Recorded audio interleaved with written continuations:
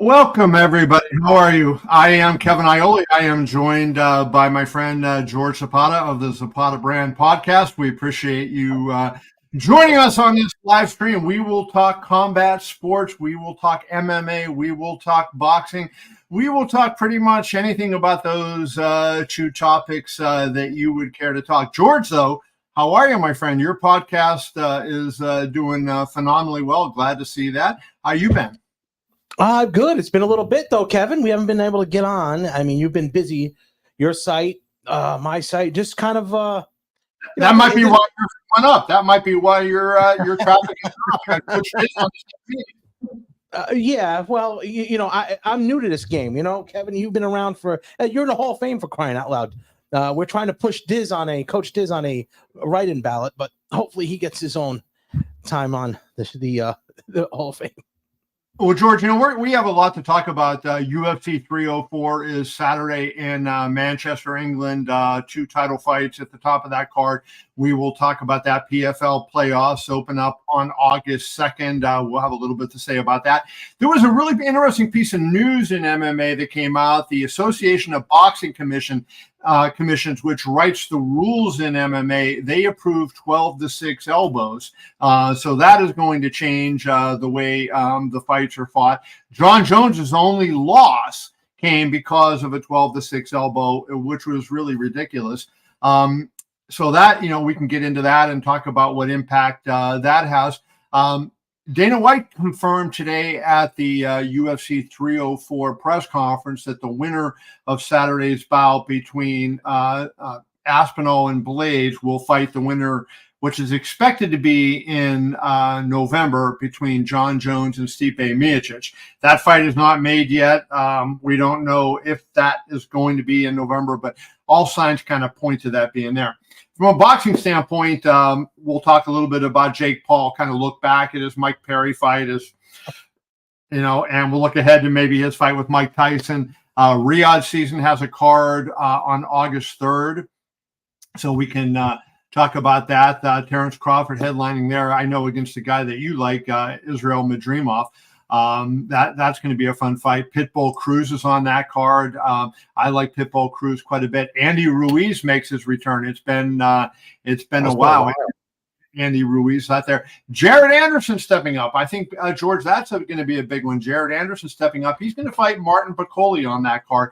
That is going to be a big one. And a couple other things that maybe we will touch on later. Shakur Stevenson is in free agency. Where will he wind up? And how is that process going to play out? And also something that really, really, really shocked me, Vasily Lomachenko saying no to Tank Davis. I don't know that it's fair. And I guess let's start right now with that and get your take on that very quickly.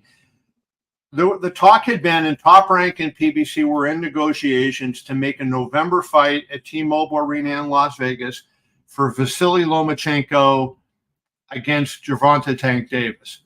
All of a sudden, Egis Klimas, the manager of Lomachenko, comes out and says, I talked to Vasily, and he has decided to take 2024, the rest of 2024 off. So that puts an end to the talk about him in a fight with Tank Davis, at least for the time being, and probably forever. I'm shocked by that. How about you? Oh, well, here's the thing, Kevin. We know the one thing that the knock on this was Lomachenko's getting older. Now he's going to step out of the ring even further now, and he's getting older. Was there a reason? Was this a political reason, or was this something he just was tired of? Because it's not like he looked beat up in his last fight. It wasn't like it was not like one of those jobs like an Errol Spence. With Errol Spence's fight getting moved back now. I don't know what the problem was there, because the hourglass is starting to get a little bit shorter for Lomachenko. Lomachenko's 37 years old now. I mean, he dominated George Kambosos. It was a one-sided fight, which, anybody who knew those two fighters knew that that's the way that was going to play out. That, Lomachenko was 10 times the fighter that Kambosos was. I'm just trying to get my microphone here in a little bit better spot. But what I have heard, and I just see a question down here, so let's throw this question up. Dennis said, "Do you think he's hurt?" And from what I understand, he is not hurt. It is for personal reasons. Something in his family. Now, that doesn't mean there's anything wrong in the family, but he was planning to take some time off before he fought Kambosos. Got a chance to get a world championship against Kambosos, and so he took it. But he had been chasing Tank for so long. And even if this is all innocent and above board and he's not ducking, and that's what everybody thinks, right? He's ducking Tank. The timing of it looks bad. The negotiations start. Tank would never mention his name. He would never look in that direction. Now, finally, he says, "Yeah, I want to fight Lomachenko." And Lomachenko says, "Well, I'm taking the rest of the year off." But does that mean the fight's over? That there's no way to come back to the table? Well, it doesn't mean the fight is over. But what it means is it's unlikely to happen, right? Because Tank is going to fight somebody in November.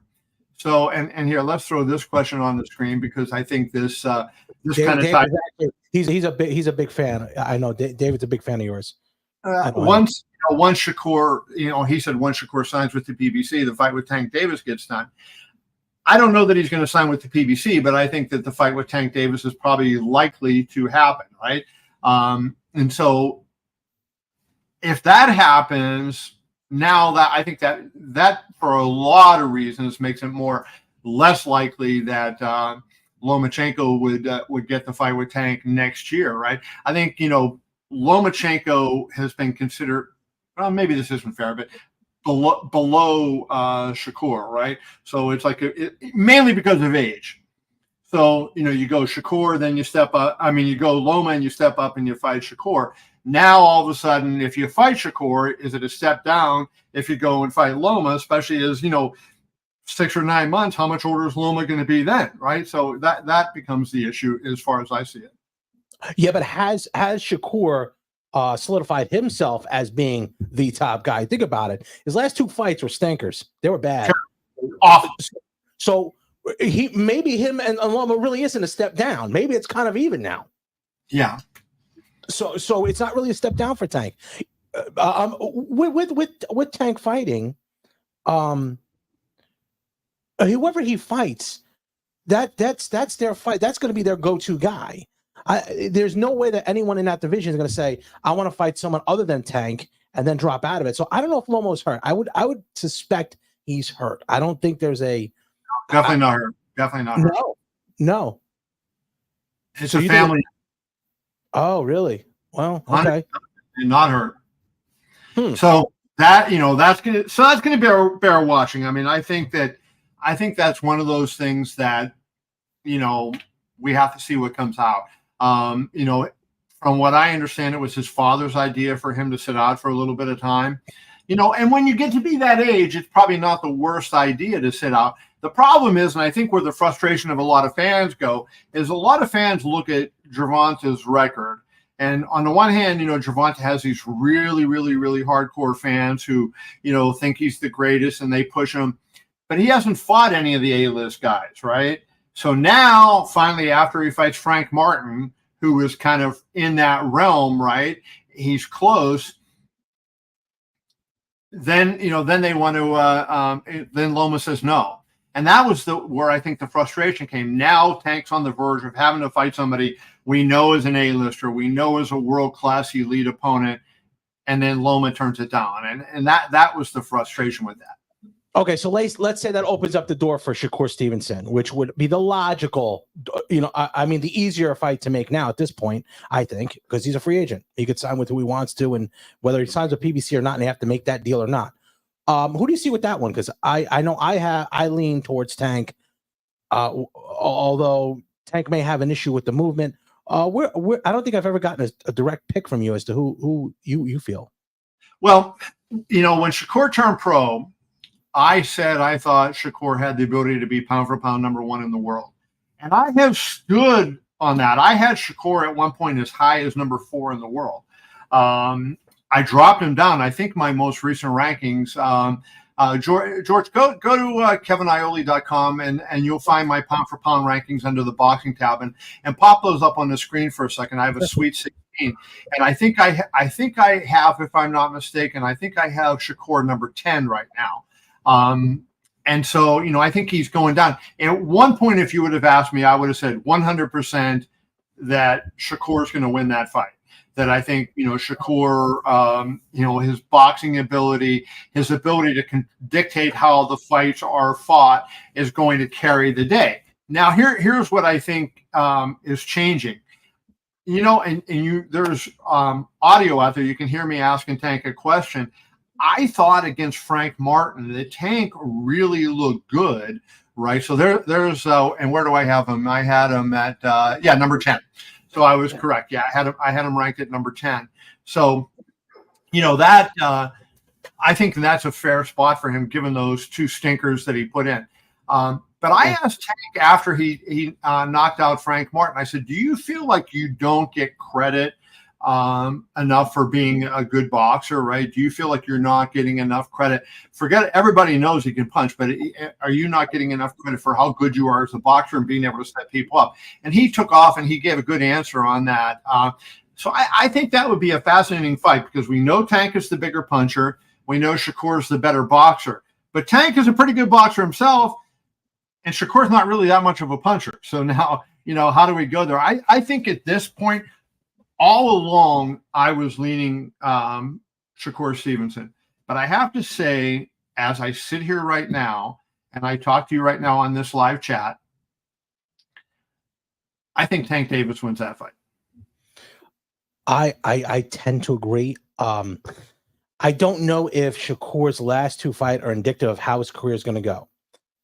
Those two fights, I think the last fight especially, he had to make a statement and he didn't. Really looked bad.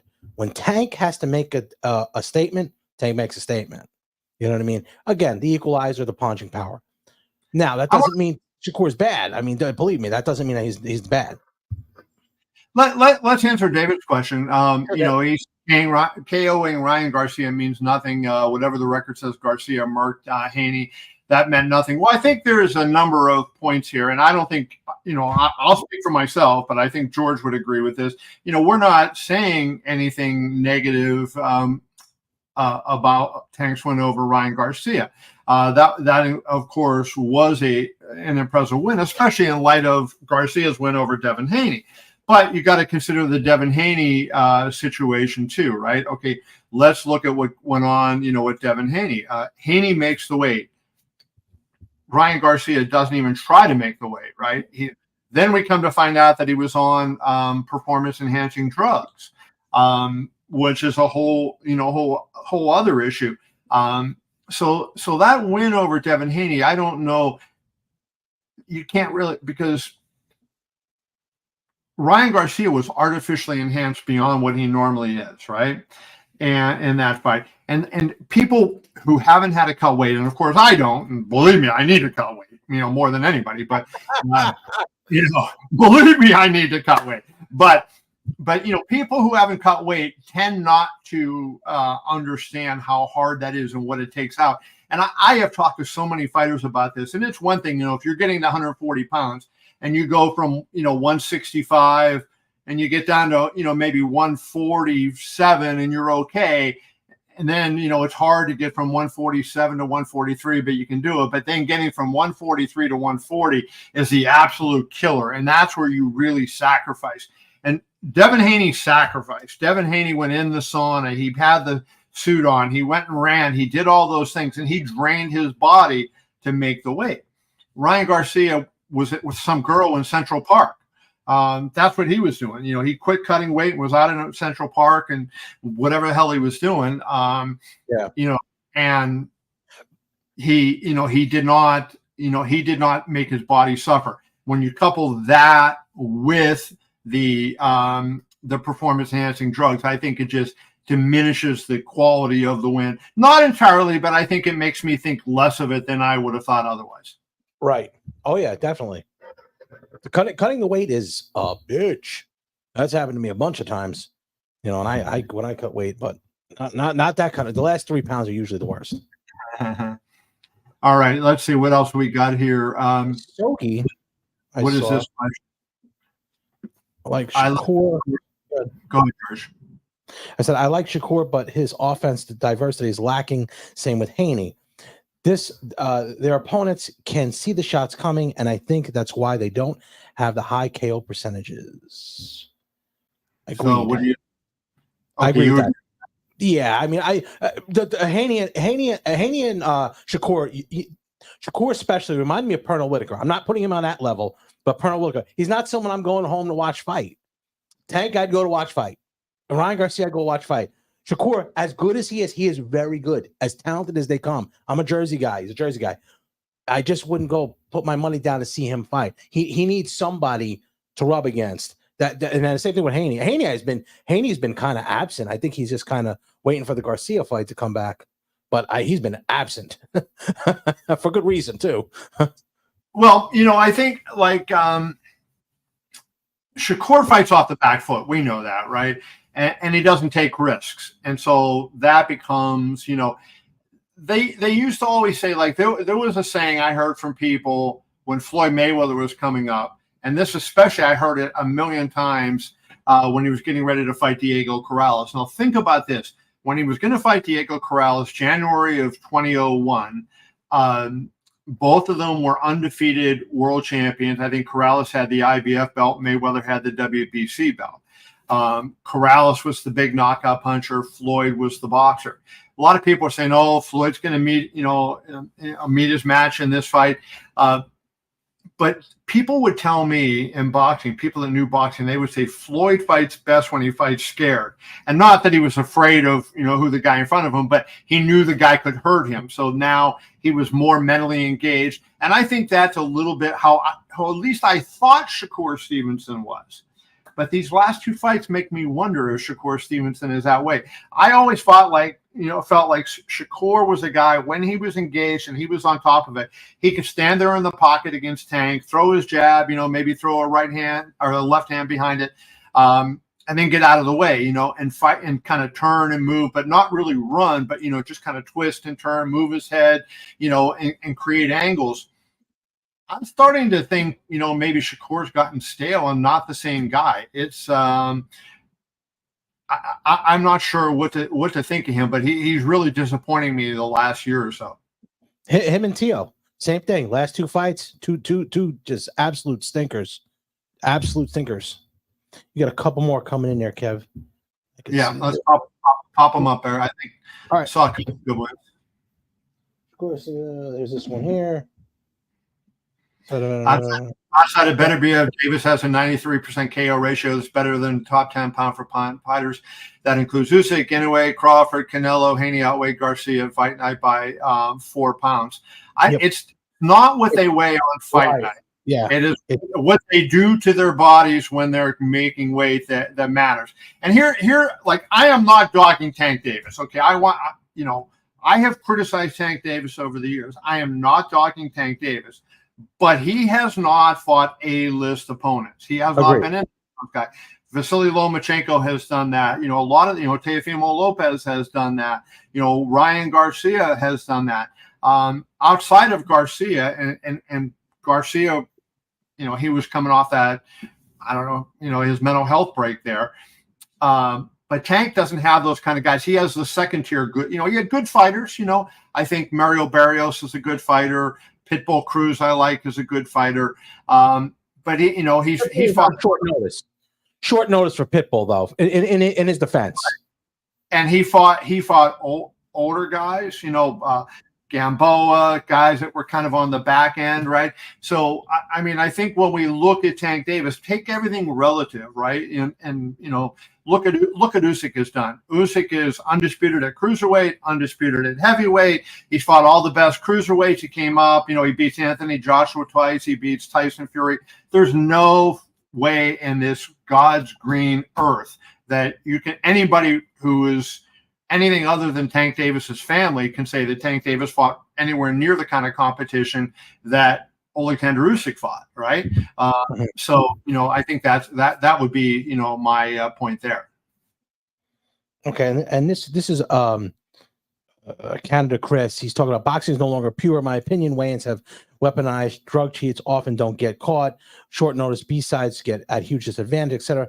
I think he's right, but I think this is This is, I think, across the board in sports, more prominently in boxing, though, because there isn't much control there. There's not leagues and collective bargaining and stuff like that. You're kind of, this is the wild, wild west. We've known that for years. Wild west.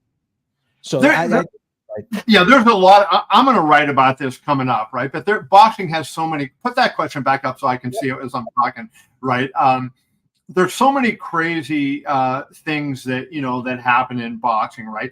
So one of the things is, if you fight for the PBC or you fight for Top Rank or you fight for Golden Boy, whoever, somebody else controls the title, not you, right? So you can move a fighter perfectly, get him into a top rank position. And then all of a sudden, the WBA orders a goofy mandatory. They make Jake Paul versus Julio Cesar Chavez. And that's a segue to a story I wrote today. If you want to go to kevineichel.com later, I mentioned that the WBA is talking about sanctioning Jake Paul versus Chavez for a belt. But seriously, George, that is an issue, right? They're moving their fighters. They're trying to position their fighters. And then these sanctioning bodies, Lord only knows what they're going to come up with these mandatories, right? And they go against fights that obviously the public wants to see.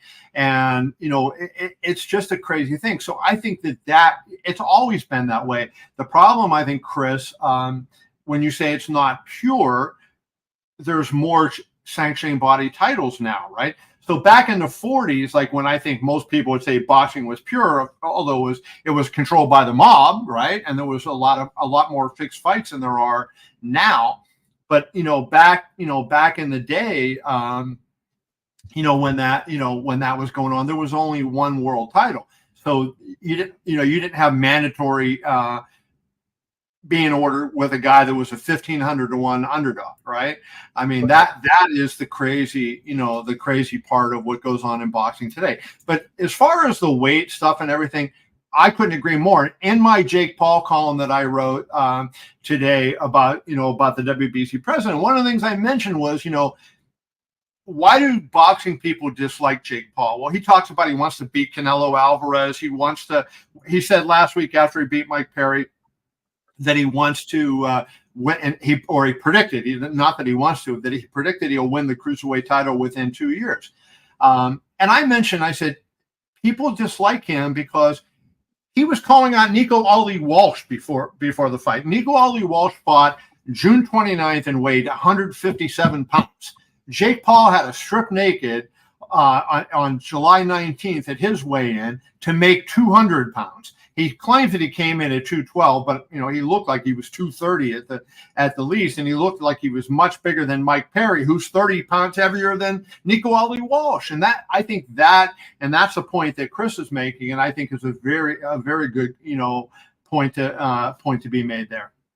I think there are two things. One, he brings a lot of money and he commands a lot of money. That's one. So I think people who are legitimately make this their livelihood are pissed about that. And they may have a right to, but they don't promote themselves enough like Jake Paul does. So that no knock to him. But he stacks the deck against you. If you're going to fight him, he stacks the deck. The thing I noticed when you talk about the weight issue, he blew up. He really blew up. And that raised a red flag to me. You can't blow up that much. There is something going on there, allegedly. But there's something there. Because you can't blow up that much of a weight if you're training at that. If you're training to fight at 190, so that was the contract weight, was it 200? I think it was 200, yeah. Okay. When's Mike Perry been 200? Never. Jake Paul, there's no way he was 212. He had to be in the 220s. Yeah, he looked like he was 230, right? I've seen fights for a long time, and he's 6'2", big, broad shoulders. He looked big. And, hey, look, Mike Perry is not a boxer. And we knew going in that anybody who follows boxing carefully knew, I am not a Jake Paul hater because I think he's doing some good things. And then the one thing he's doing is he's surrounding himself with good people and he's training hard and he's trying to learn and he is getting better, right?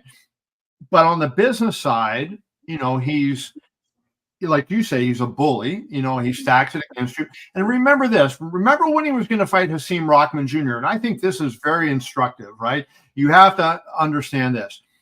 I think that fight was scheduled for 205, if I remember correctly. And about a week out, Rahman said, "I'm not going to make 205." Okay. Yeah. Jake Paul immediately kicked him out of the fight. "You're not fighting." So he was upset that a guy would come in over 205, and he, it's bigger than me, and blah, blah, blah, blah, blah. And yet he doesn't mind fighting Nico Ali Walsh, who's 40 pounds less. Are you out of your mind? I mean, come on.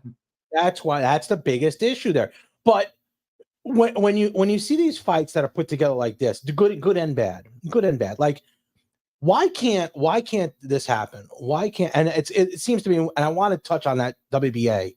That's I want to touch on in a minute, but why can't promoters put who they want to put into a fight? You know what I'm saying? Like, if I'm the promoter, it's my business, right? Like UFC. If I'm putting in the money, I'm putting it up. Why wouldn't I want to get the best possible fight for my guy, even if it's like a rivalry or something like that? It has nothing to do with the rankings or whatever. Why can't I do that as a promoter without getting? You can 100%. You can do that, but the problem is, right, that if most of your fighters that sign with you, they want to win a world title, so that means that you have to maneuver them up the rankings. So why do these goofy conventions take place, right? Well, they're lobbying fests, right? Oh. I've never been at one, but I know what they're like. So you go to the WBA convention, and it's always in some exotic locale, and they'll fly you in, and you get in there, and now you can go in there and you can lobby, and hey, I want my guy to move up in this class and fight, and you have that. So now if you're a promoter and you ignore that, and fighters then don't get positioned the way they want to get positioned, they're going to be upset with you as their promoter, and they want to go elsewhere. So, the promoters are forced to play the game. Now let's think about MMA, right? And both the UFC and the PFL and Bellator, PFL and Bellator are owned by the same person. But when you look at it in those three organizations, they own their own belts, right? And they control the belts. So now they don't have to worry. They can make a fight that they think is a fun fight, and they don't have to worry about the WBA coming in and saying, "I'm going to put this social media influencer against, this guy that's, a drug and alcohol rehab, and we're going to put them together." They don't have to worry about that, so they can make the better fights. But when you're in boxing, and what is the biggest thing in boxing, right? I got that belt right back there. That world title belt, that is what everybody strives to get. And we in the media and as fans, they diss the belt sometimes, but those fighters, that is what they grow up their whole life wanting to get, right? And then we say, hey, screw it. It doesn't mean anything, but you know what? That's what they want. And so you have to, the promoters aren't even in control of their own business. They have to play ball with these people who are not even regulated by the government, not even sanctioned in any way. They're the wild, wild west. They can do whatever they want. Yeah, and there was a couple points here, and I'll get to this till Chris from Canada's here. One thing, I know a guy to give you an idea what these conventions are like. I know a guy who's in this space. To go up there, he went on stage and to talk and promote this fighter to get him a higher ranking. That's kind of what happens here. To give you guys an idea, that's what happens. So the guy who's in this space doesn't fight, not a fighter, not a promoter, he's not even a manager, goes on there to talk to the heads of these organizations to rank them higher. Okay, makes zero sense. But Chris from Canada has a good point about Jake here. Jake's not a bad fighter, for considering where he's at. He's what is he, 12-1 or 10-1, something like 12-1? 10-1 with 7 knockouts. Okay. As an amateur, I had this back and forth with a guy on my Instagram or Facebook, one of them. He was saying how Jake's terrible. He wouldn't last with a high-level open class fighter or an open class fighter. I said, he actually would be all right with an open class Golden Glove fighter. He'd actually be all right. He wouldn't get destroyed because, to be honest with you, the USA boxing system is nothing. There's nothing there. There is nothing there from 180 up. I know. I'm around. Well, Aubrey's a female and she's in the 120-pound division. But coming on, she'll be coming back in October. So he actually could do well. And I know someone who's seen him sparring with a couple of these fighters down there in Boca. And they said he did well as an amateur fighter. Yes. Crawford said that. Like, here's the thing. Like, I talked to Chad Dawson, who was training him, no longer with him, but former light heavyweight champion Chad Dawson. Dawson, BJ Flores raved about him, right? Who used to be his lead trainer. Remember, if you are a pro boxer, when Terence Crawford was fighting his first 6 or 7 fights, he was fighting guys like this too. And while UFC fighters aren't boxers, they're good professional athletes and they're in elite condition. And he's beating these guys. That says something. Now, again, they are not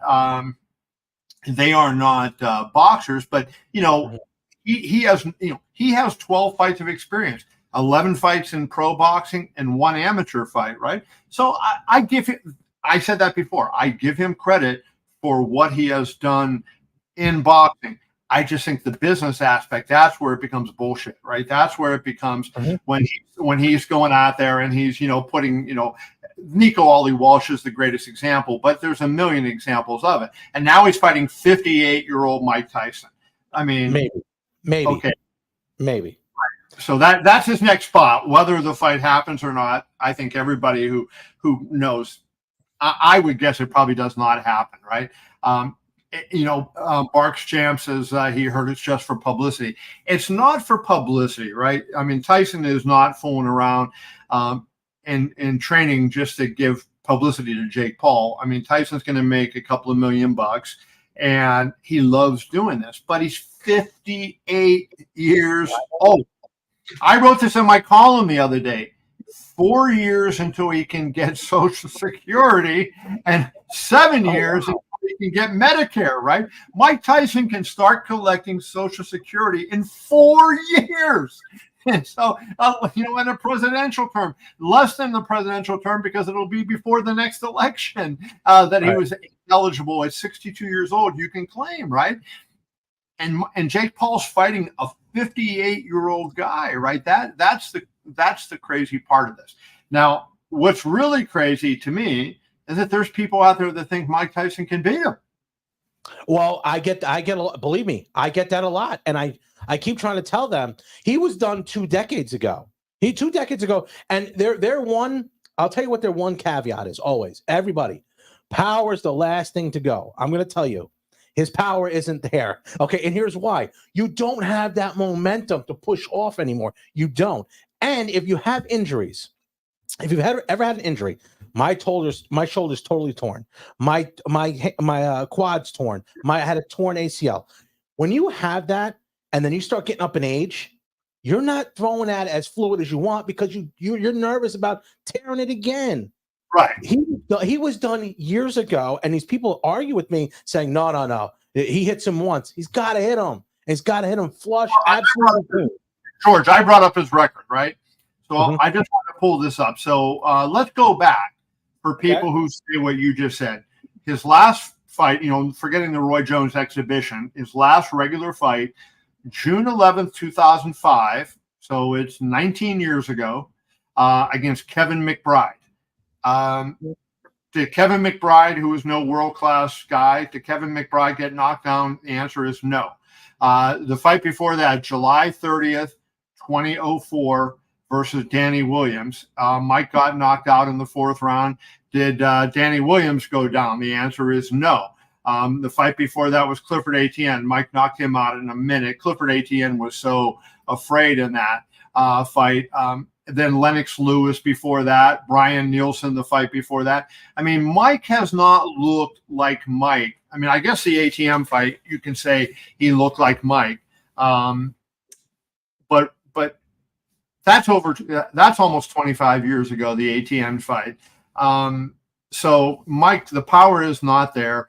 And I'm just not, I'm just saying that, anybody who thinks Mike is going to win this fight, I think it's just wishful thinking, George. No, I agree. It's not it's 100% not going to happen here. I just don't. Well, winning the fight. As far as it coming off, I don't know.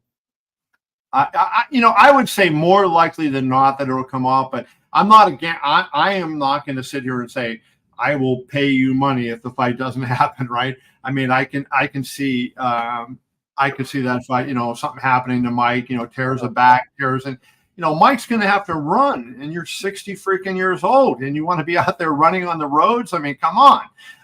And he lives in Las Vegas. Like, is he running now? I guarantee he's not running now because the low temperatures are 94 degrees. I mean, we are in this record heat wave. I guarantee you Mike is not out there running the roads right now. And if he's not running and he's not doing road work, there's no way he's going to be able to compete in this fight. Now, I granted, we're still, 4 months out, but, Mike, it's wishful thinking. Put it let's that way. Let's answer JP's question here. Right. What are your dream boxing matches to end the year? I got one that's no doubter. Okay. Go ahead. I want to hear yours. Oh, mine? I would like to see Canelo fight Benavidez or Canelo fight Crawford, one or the other, and then have Canelo, retire and go off into the sunset.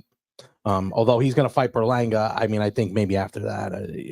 So he's fighting Berlanga on September 14th, which we should probably talk about a little bit because that is going to be it's a joke of a fight that Canelo took. And I have defended Canelo a lot, but I'm starting to wonder what the hell is going on with him. But he's going to be going up against the UFC card that night at the Sphere, which is going to be a really unique card. Now Canelo is strong. And his Mexican fan base is strong, and on Mexican Independence Day weekend, I think he's going to do good. But my God, fighting Edgar Berlanga. But I guess the answer, the fight. If I could pick any fight in boxing and put it together, ones that aren't made, right? Because we know Fury and Usyk are going to fight each other again. The fight that I would want to see would be Junto Nakatani moving up to 22 to fight Naoya Inoue. I mean, I think that is the fight that, Nakatani got a first round knockout the other day with a body shot. I've got him in my pound for pound top 10. I've got Naoya Inoue number 2, I believe, in my pound for pound top 10 or number 3. He is just incredible. And, Inoue could be number 1. I think Usyk, Crawford, and Inoue, are just very close. And any of them could be number 1. Whatever order you want to throw them in. And generally, I don't put heavyweights up there. So that would be my fight, Junto Nakatani versus Naoya Inoue, if I can make it. And then I agree with your choice, too, of Crawford versus Canelo or Benavidez versus Canelo. Benavidez said the other day, though, that he is going to just concentrate on light heavyweight now, given the fact that Canelo's taken the fight with. I don't buy that, though. No. No, here's what I think will happen. What they should have done is put Berlanga and Canelo in New York. Put it in New York instead of going head-to-head with UFC in Vegas, right? But I think that Canelo wants that Sphere fight. And I said it way back in the day that his last fight would be at the Sphere on Cinco de Mayo weekend against Benavidez. Perfect ending. Perfect ending. Little bow on top of your career. Yeah. And so here's, Chris said sunset paydays are on Canelo's. Yeah. I mean, that could be, right? I mean, but Benavidez is such a big fight in his career. And what was Canelo about almost all his career? He was about fighting the best. When he was young, he fought Shane Mosley. He fought Floyd when he was 21. All that stuff that he did. And that was, just, I mean, it's crazy. Like what he's doing. I just don't understand it. I'm trying to think of the word to say that I want to use, but like Canelo always sought out challenges. He didn't have to fight Erislandy Lara or Austin Trout or a lot of those guys that he fought, and he willingly took on those challenges, and he always sought, the tough fights, right? He's always wanted to fight those guys. And now all of a sudden it's like, there's 2 really good fights in front of him. And on the one hand, he says, okay, I don't get any benefit from beating a smaller guy in Terence Crawford. And if you agree with that, okay, well, then there's the big guy in David Benavidez right in front of you, and you're not fighting him. It just makes no sense. So he was searching for greatness at one point, is what you're trying to say. Now he's on the back end of his career. Is he still searching for that greatness that he knows he has cemented in? He has his legacy cemented. You know what I'm saying? So why take a risk? I don't. Maybe he doesn't want that risk anymore. Maybe the rewarding worth the risk. Put it that way. Yeah. So hey, who do you have in that Inoue Nakatani? Who do you favor? I would favor Inoue in a way. I mean, I just think he is so good. But Nakatani is a terrific fighter. And you know what? There's been a lot of talk about the Saudis and the influence the Saudis have, right? The one thing that hasn't been talked about a lot in boxing is the little mini dynasty going on in Japan right now over there with all these great pound for pound fighters, under featherweight. I mean, there are a slew of great fighters over there at 126 and under. And they really, and I think if His Excellency Turki Al-Sheikh wants to, keep all those big fights going, I think he's got to get Inoue and Nakatani. Nakatani just signed a deal yesterday with Top Rank, so he's going to be co-promoted by Top Rank. So I expect we'll see him back in Las Vegas. And so, that is going to be, that is going to be a fun thing to see. But I think, Inoue versus Nakatani would be an unbelievable fight. Let's throw this question up. I understand Canelo is a massive draw, but from a financial perspective, why share the pie with UFC on 9/14? Why not pick a different date and take the whole pie? I don't think, making the walk, I think that there's room for both of them here, right? Mexican Independence Day for the last 25 years has been a weekend that the biggest star in Mexico, Las Vegas and Top Rank were created a lot. I said thank you to somebody. I didn't realize they said thank you. I put it up and it comes up both. I said thank you, and then somebody's typing as me. But what was I saying? No, I even forgot where I was at. UFC sharing the Top Rank, and the MGM resorts. They kind of came up with this idea, and the Las Vegas Convention and Visitors Authority. They came up with this, same as they did in New York with Madison Square Garden and Puerto Rican Day Parade, of creating a fight holiday around that event. So the Puerto Ricans are big fight fans. So Madison Square Garden knows that they have the Puerto Rican Day Parade on a Sunday in June in New York. So they said, hey, let's put a fight card at the Garden on the night before. Let's have a big Puerto Rican star, Felix Trinidad, Miguel Cotto, Xander Zayas fought in the theater this year. And Top Rank did that, and Top Rank created that. Top Rank also created it in Las Vegas with Mexican Independence Day and Cinco de Mayo. It gave them big dates to have on the calendar, kind of like the boxing Super Bowls, right? So that fight, Canelo is going to do well. He's going to attract the Mexican fans. The Mexican-American fans are going to go over there. You're going to get MMA fans are going to come from all over the world to go to the Sphere, right? I think the main event of the Sphere card is going to be, and it's not done yet, and I could be wrong on this, but my guess is it's going to be Sean O'Malley versus Merab Dvalishvili, and the co-main event being Alexa Grasso, who is Mexican, going up against Valentina Shevchenko. So the UFC doesn't have a Mexican fighter who has the cachet in MMA that Canelo Alvarez does, right? So I don't think that they're going to steal the Mexican fans away, right? The Mexican fans, I think, will watch, and you'll have 17,000, 18,000 at T-Mobile Arena watching that fight. But over at the Sphere, I think, you're going to have a huge crowd over there as well. And it's probably not a good night to be up and down the Strip because the traffic is going to be crazy in Las Vegas that night. Well, how much does the Sphere hold? Well, it holds 18,000 for a concert. Yeah, really? 18,000. But I don't know what it's going to hold for UFC. I did not ask Dana that. Well, here, you know what? Let me text him while we are on the air here, and I will ask him what the Sphere is. Tell him to jump on. Let's go. All right, I'll tell him to jump on too, but he's probably not going to jump on. But I will tell him. What the heck is that? No idea. That was Slapshot. We had the new shot come up. Sorry about that. Let's see. What's going on here, Kevin?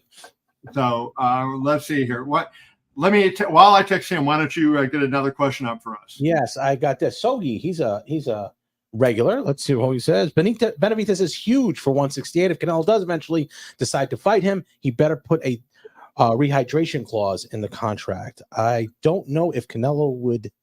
I don't know if they would agree to that, but I mean, if they did, I mean, I don't know if they would ever agree to that. All right.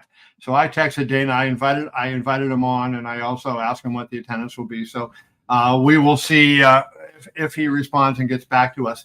Max won't be on the card. At the Sphere? Max Holloway. So there had been rumor, but that was more rumor that it was going to be Holloway and Ilia Topuria, but I don't believe that was ever accurate. And so I don't think Max and Ilia will be. I do think they are going to fight at some point. I just don't think it's going to be on that particular card. Kevin, I had a question come through my DM from Instagram. A guy, Steve from Hopewell, New Jersey. Now that the 12-6 elbows are legal, would John Jones get his victory back from the disqualification?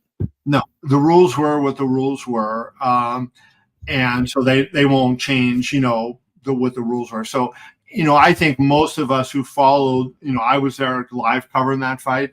And if I remember correctly too, I think there was even a question of whether it was a 12-6 elbow, right? I think, it got called a 12-6 elbow. And if it was, that was a foul. But I think, there was some thought that, it wasn't a 12-6 elbow. But in any event, the short answer to that question is no, he will not get the win back. So that's not going to happen.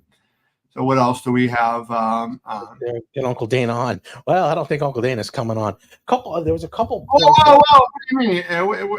He hasn't seen the text yet, so I just texted him. But I see, since he has an iPhone, I can see when he saw it. So he hasn't seen it yet. So we'll see if Lord only knows what he's doing. They just ended the press conference there in England a little bit ago. So he might be at dinner right now.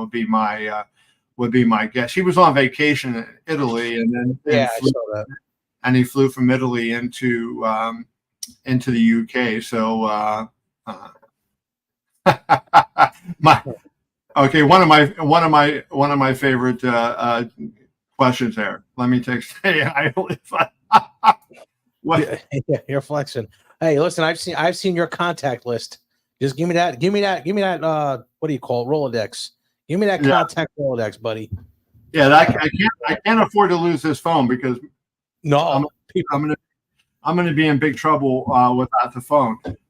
But I never had. This is one fighter I never had his number in my phone, but I have his wife's number in my phone now, which is Muhammad Ali.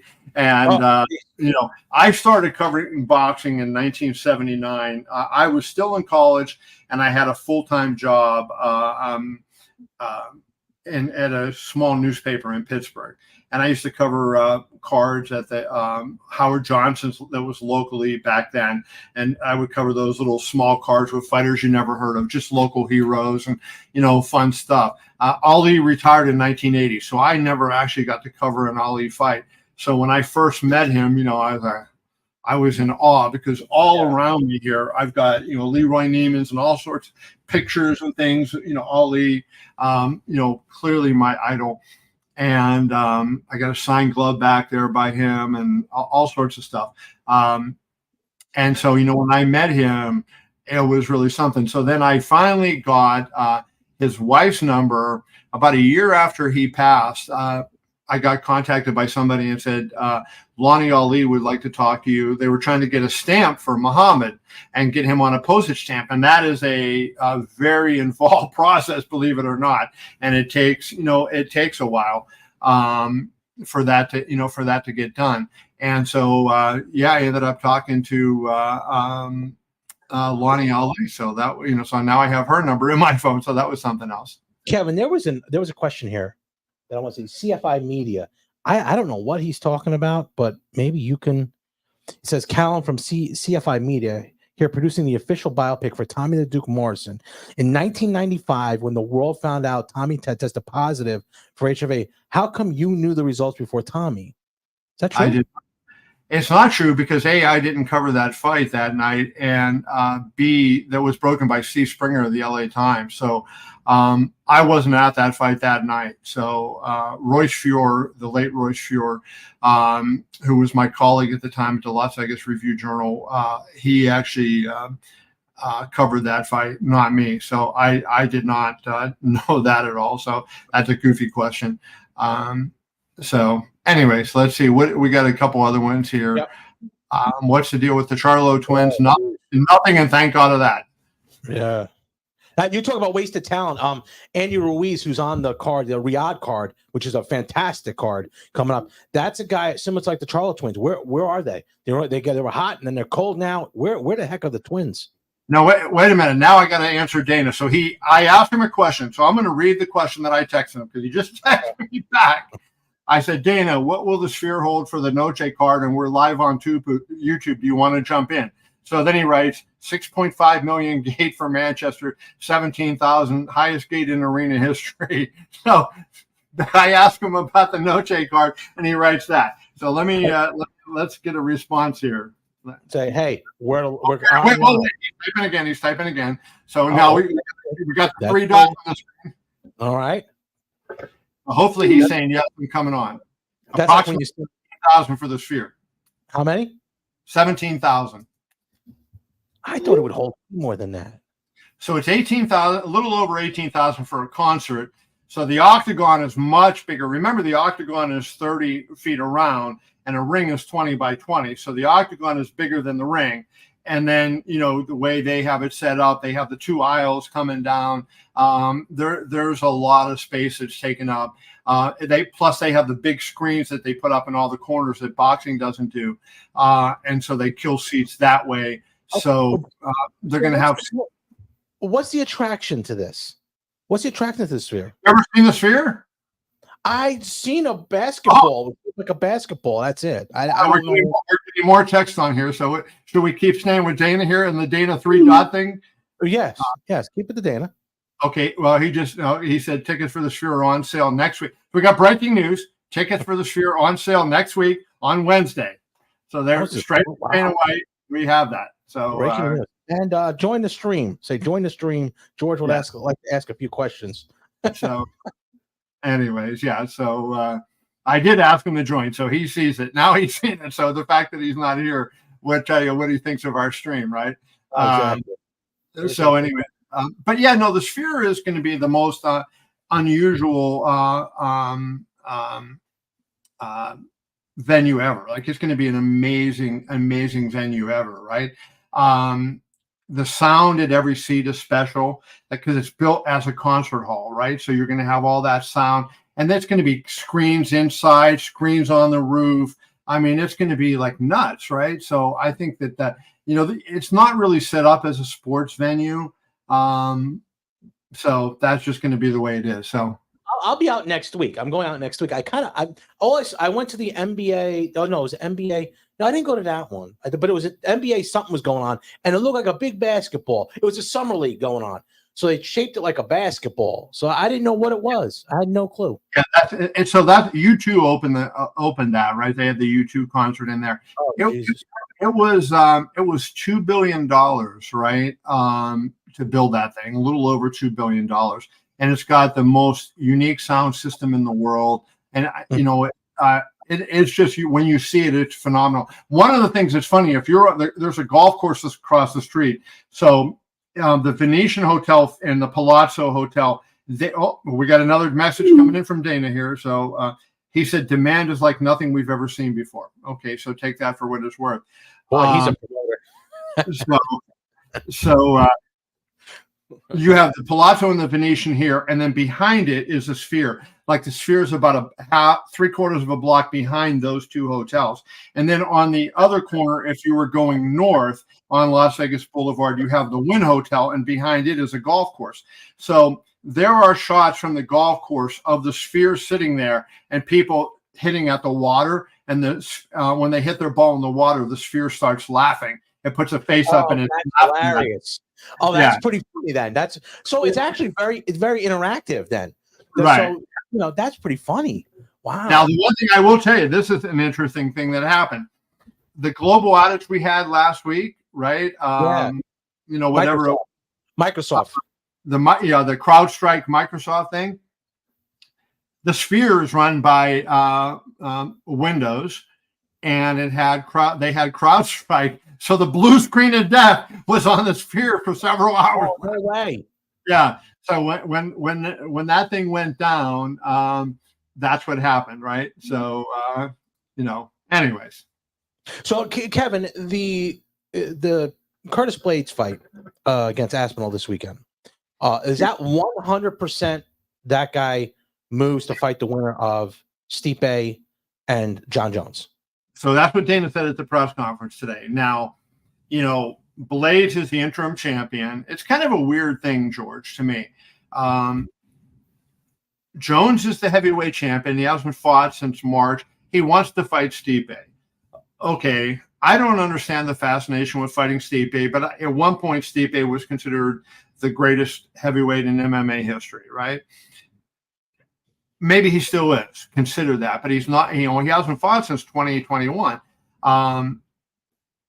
So he's getting a title fight, even though he lost his last fight, and he hasn't fought in 3 years. And Aspinall's been fighting and winning and looking great and doing it. I mean, I thought he would have been the guy. Excuse me, but that is the fight that they really want to go to, right? And but Dana said today that those two fight, those two fights, the winners are going to fight sometime in 2025 for the win. Now, I will say this: I will be surprised if it happens, because my expectation is twofold. Number one, I think John Jones will beat Stipe Miocic. And then I think after that fight, John Jones will retire. I don't think we will see John, fight anymore.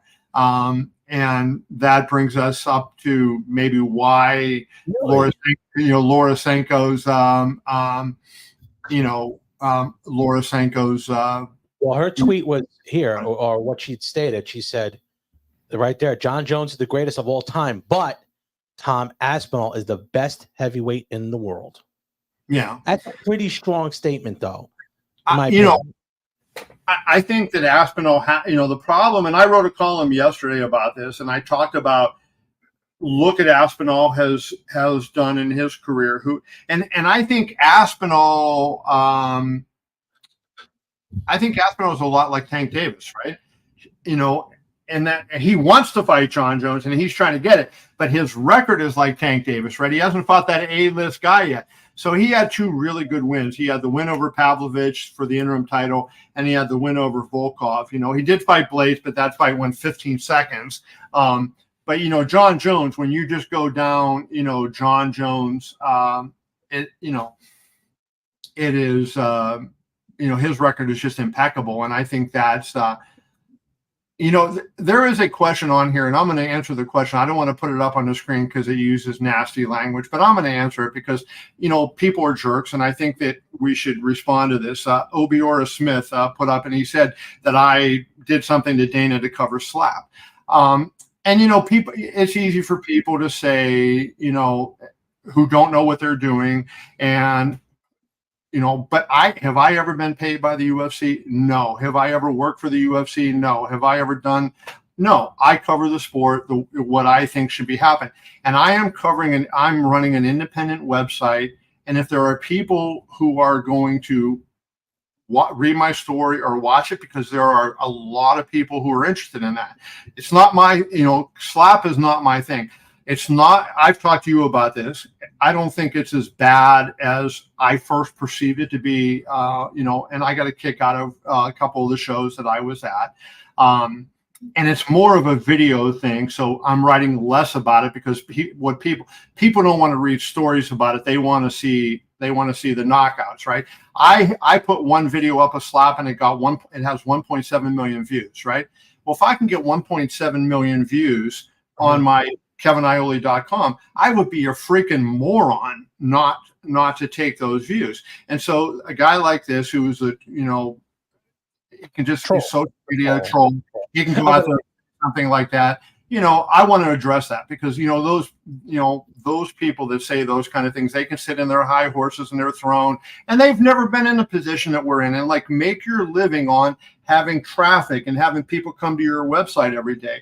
And now I don't want to pat myself on the back, but I'm going to do it a little bit here. I got laid off on December 1st by Yahoo. January 22nd, I started a new website, keviniole.com, that I think is a pretty damn good website. And shout out to my the people that I hired at Boom Press in Pittsburgh, PA, for developing an unbelievable website. And I have upheld the utmost integrity of what I've done in terms of writing and how I have done things. And I have never taken anything, from anybody. And I write what I believe. You may disagree with what I write, but I write what I believe. And I thought when I created this website, I started with Power Slap. What's the bare knuckle fighting, right? And I did Power Slap as well as MMA and boxing, which I covered a long time. The bare knuckle fighting on my site didn't do very well. I quit covering it. The Power Slap has done better than that. It does better on video, on social media. And so that's why I did it. And this notion that somebody would do that, that just bothers me. And so I just wanted to say that and tell him to get lost. The thing is this too. Also, you have to provide what the customer wants. You are now a small business, right? You're not getting your regular check every Friday for and cashing it and it clearing. You're not. So you have to go out and provide what the customer wants. If somebody wants a particular type of bagel that sells like crazy, but other people don't like it, I am making that bagel. Okay, that's just what it is. So yes, when I interviewed Elaine Viernes, tremendous guy. He's a powerful super heavyweight champ. It did a lot of traffic. I got a lot of subscribers from it. So somewhere out there, there's interest in it. That's not to mean everybody's got to like it. I'm not a huge Power Slap guy because I want to see how down the road people are. But Kevin, you've talked to the doctors, biased or not, you've talked to them.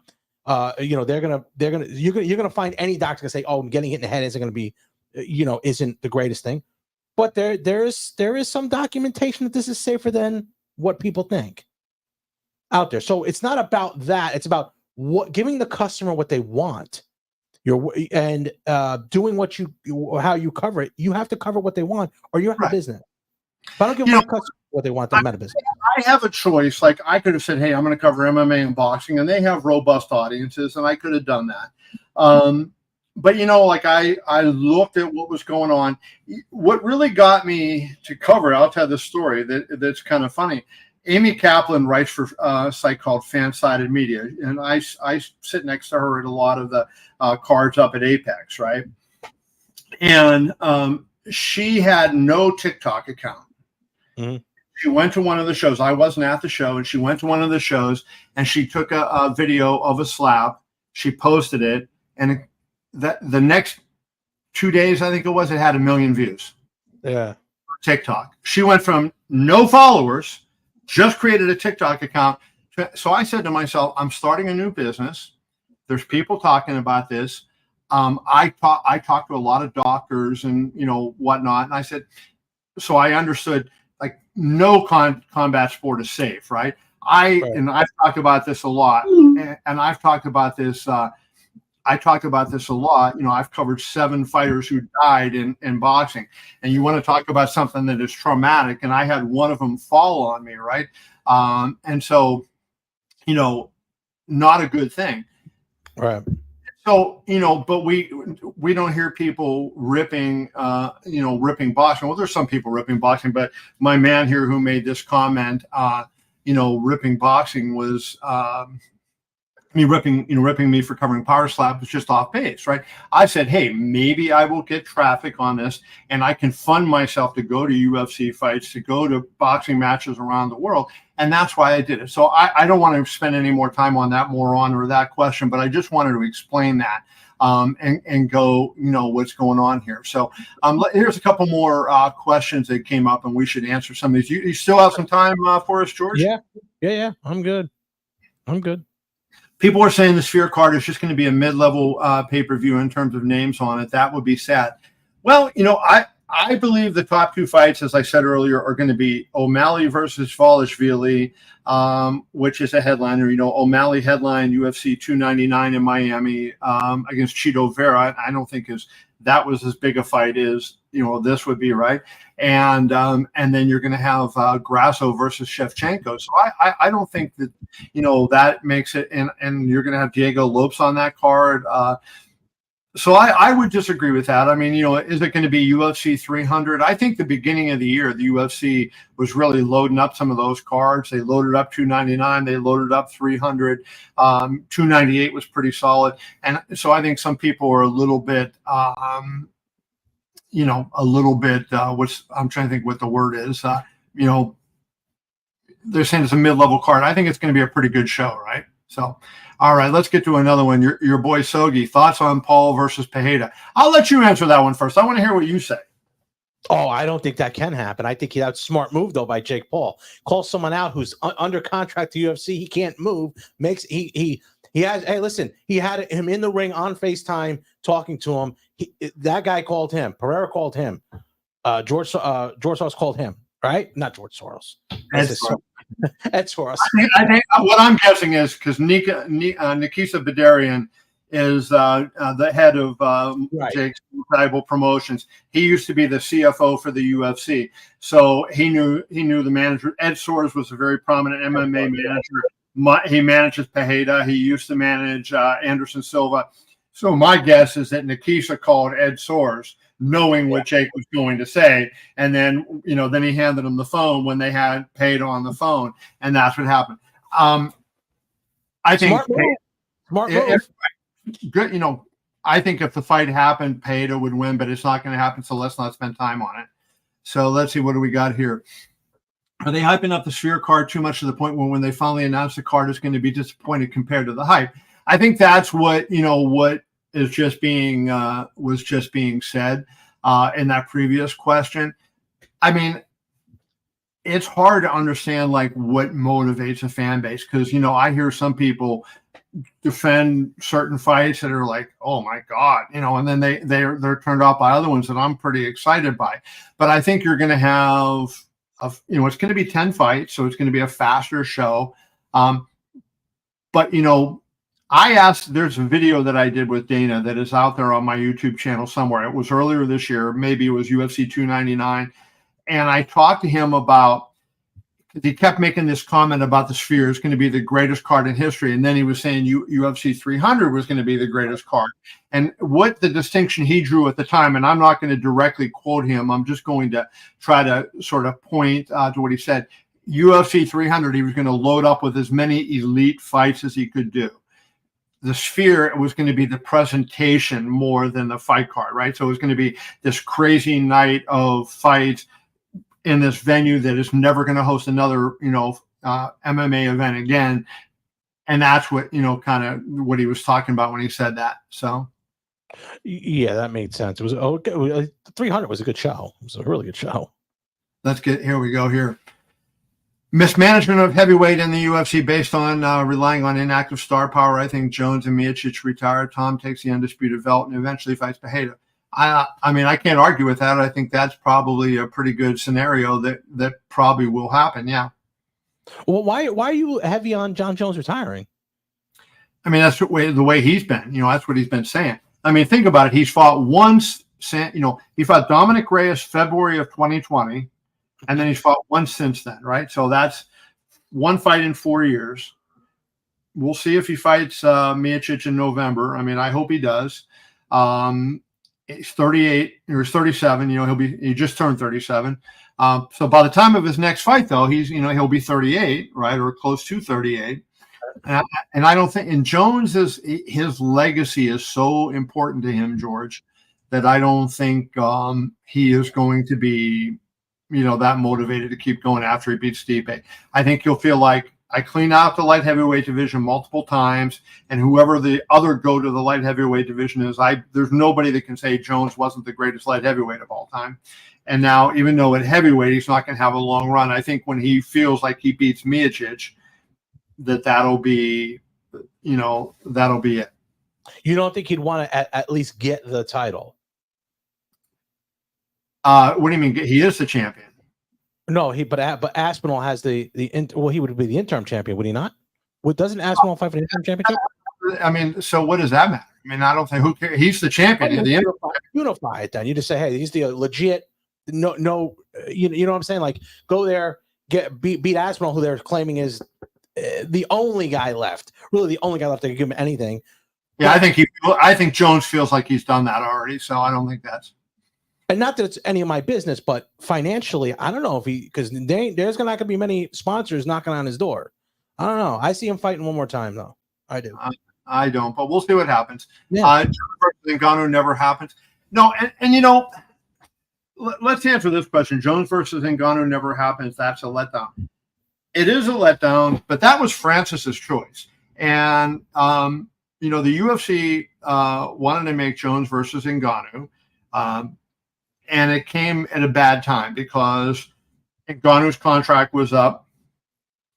And so when Jones finally came back, Ngannou's contract was expired, and Ngannou decided to go to the PFL. Now, I wrote at the time, it was a bad decision to go to the PFL because there were no opponents. Does anybody really think Ngannou Renan Ferreira fight is a big fight, right? Most people don't know who Renan Ferreira is, right? And then there's nobody else. Like, who else is there in the PFL? So Francis ended that by saying, I'm going to the PFL. Why? And think about it. Like, I am all for competition, and I want to see the PFL do good, because I think if we have a good PFL, a secondary league, whatever you want to call it, PFL, Bellator, that makes the sport better. It makes everybody better, right? It raises the stakes up. Competition makes everybody better. But why would the UFC? The UFC is up here. The UFC is worth $13 billion or more, right? Mm-hmm. Why would they then go down? It's not like the PFL built up Francis Ngannou, right? UFC built up Francis Ngannou. So now Francis leaves, goes to the PFL. The PFL has done nothing with him. Now you're going to say we're going to have the UFC co-promote with the PFL when the UFC built both of the fighters. It doesn't make sense, right? Francis knew he could have signed. I think Francis could have signed a 2-fight deal and said, all right, I fight Jones, and if I win, or there's a rematch, right? We'll fight it, automatic rematch. If I lose, I'm done. And that would have been it. And so you don't think that was a good choice for him to leave? I think it was the best choice for Ngannou to leave. He made way more money. I think he hasn't because he hasn't fought. But no, I'm saying he was able to box. The UFC wasn't going to let him box. Boxing is a different story, but we're talking about MMA. So if you talk to him on boxing, okay. Yes, I agree with that. Okay. From a boxing standpoint, I'm not disagreeing, but I'm saying from an MMA standpoint, which is what the thrust of this question is, right? That was, but that goes into part of what I said before, that Ngannou's free agency came at a bad time for fans who wanted to see Jones and Ngannou, because Jones was out, wasn't ready to fight. So then Jones finally said, hey, I'm ready to fight now. And Ngannou's free agency, hit, right? And that they collided. If Jones had been back 6 months earlier, the fight would have probably happened, right? But that, that kind of was it, sort of what. Let's get a couple more questions. Yep. So, anyways, let's see here. Let's get another one. I'm trying to get something. I'm just here to glaze. Okay, well, thank you, Cam. I thought let's see, what do we got here?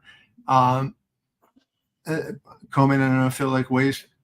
Well, I mean, again, so Cam, let's think about this. I don't know that they're going to do that, right?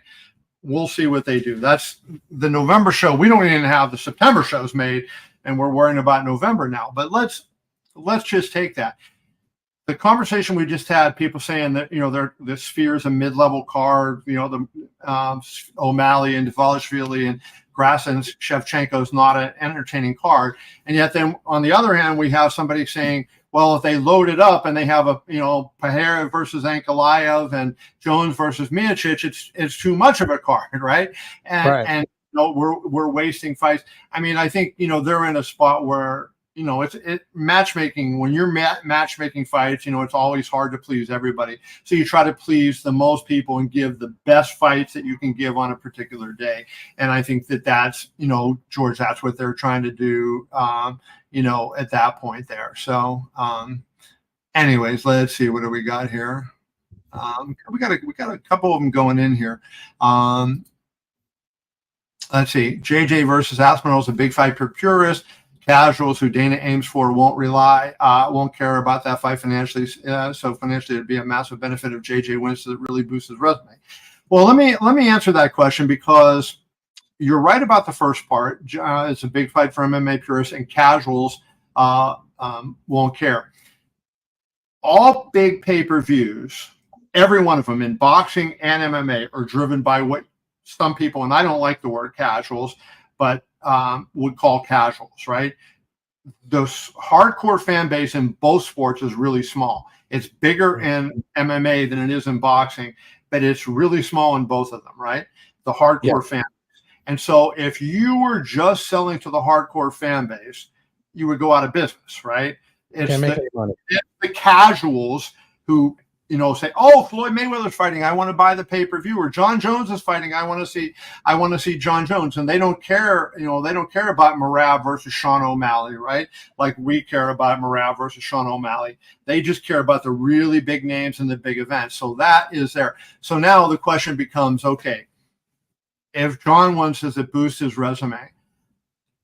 I think it does boost his resume, because we're saying right now that John Jones is the greatest light heavyweight of all time, and he's the greatest fighter of all time. But if John Jones beats Tom Aspinall, that will assume then he's beaten Stipe Miocic and Tom Aspinall. He will be the greatest heavyweight too. And then there's no question about him, right? And then we're in that position. So it looks like my man George is gone for a walk. So we'll see if we get George back here. But in the meantime, I will just switch.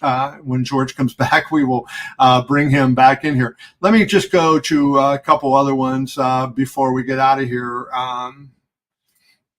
Let's see. Didn't Francis want the same consideration like Conor, fighting out of the UFC like a boxer in Fury?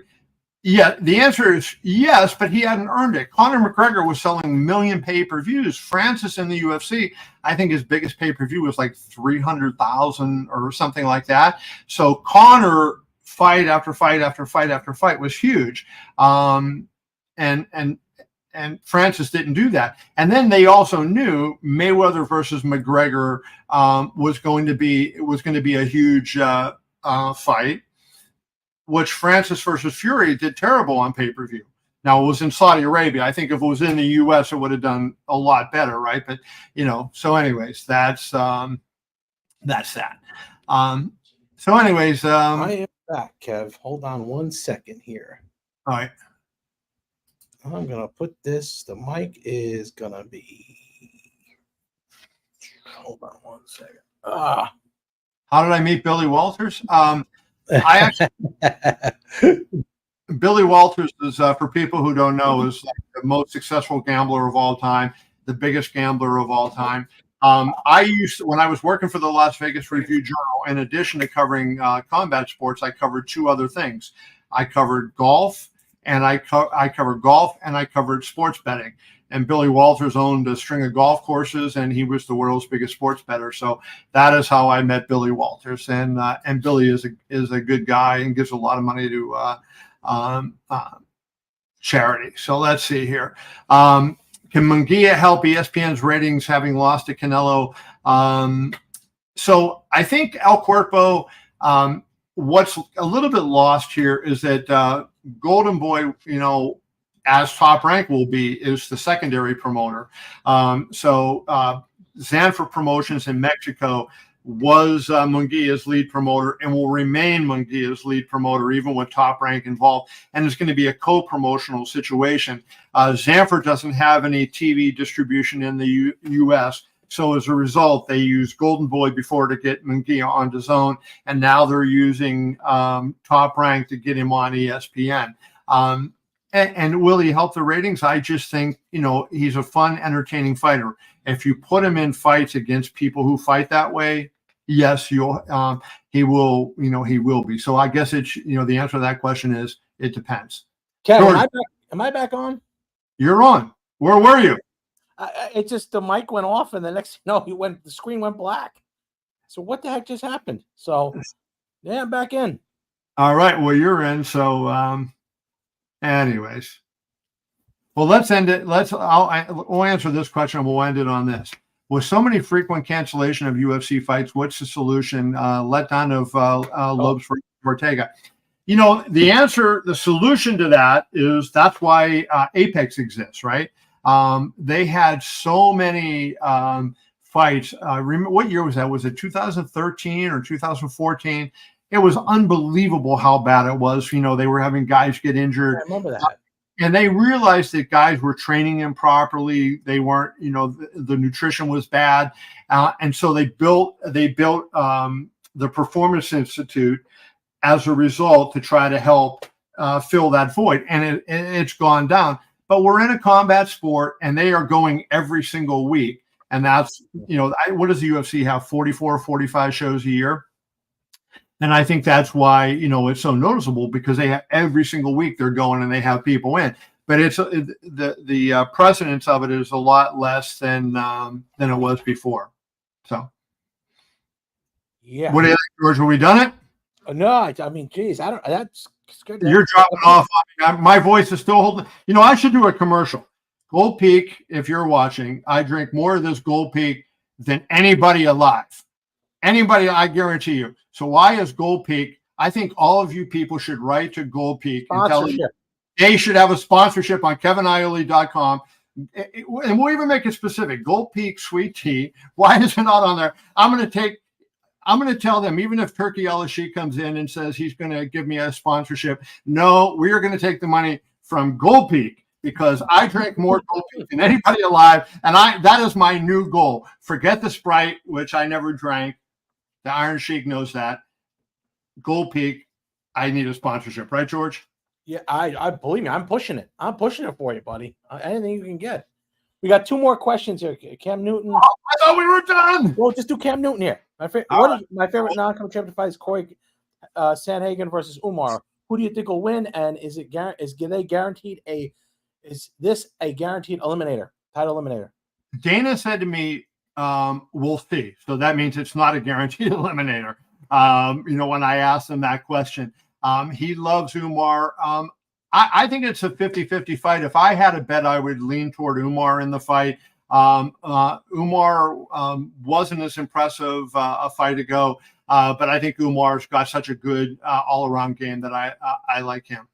And this one we didn't hit on. Let's make this our last one. Coach Diz coming in here. Why is UFC so big on Paddy Pennington?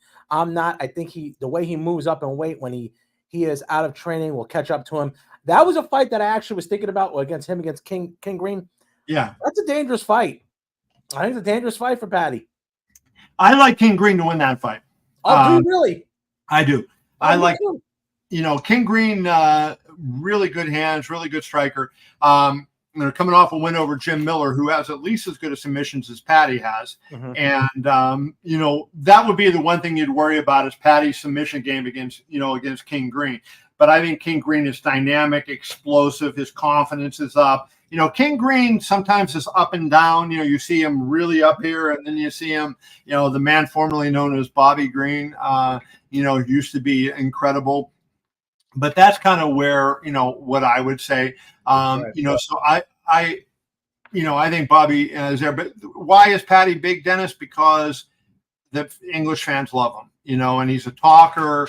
And, they love Michael Bisping for that reason. They love, Conor McGregor's Irish, but, from that region of the world, they love those kind of fighters, the shit talkers who come to fight.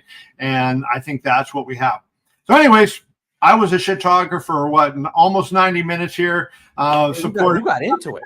Listen, you got to listen to the Zapata blah, blah, blah. The Zapata Brand Podcast. You got to check that out. George does a great job, especially on Sunday when he has Coach Diz on, because that's when it is at its best. Coach Diz is the man.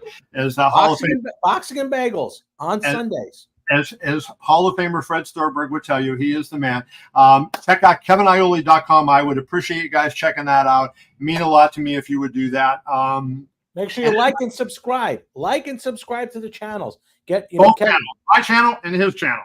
Yeah, do that now. We're going to try to make this a little bit more regular, Kev. I think we should try to. Yeah, I think especially it'll be brought to us by Gold Peak Iced Tea. Gold Peak Iced Tea. We got to reach out to them. Where the hell are they? See you, everybody. Thanks. All right. Take care, Kev.